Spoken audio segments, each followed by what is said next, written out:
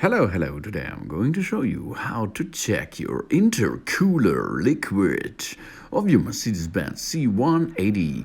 Open the car hood, and if you're standing in front of the vehicle, you are seeing that there is another coolant tank on the backside of your car hood.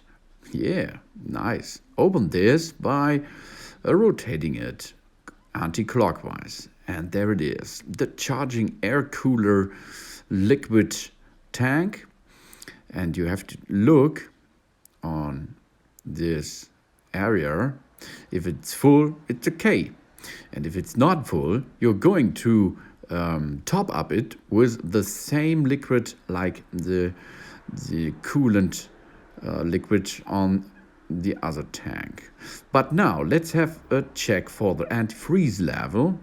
Use your device and zip a little bit of the liquid inside the device, and now you are going to see this liquid is until minus 15 degrees Celsius antifreeze level. Good job. Now empty your device, dip it back in position, and then rotate the cover back in position, and you are ready to go on the road again. Easy going, as you can see. Intercooler, charge air cooler, refill and check. Thanks for watching. Please subscribe me and give me a positive feedback, and see you next time. Soon.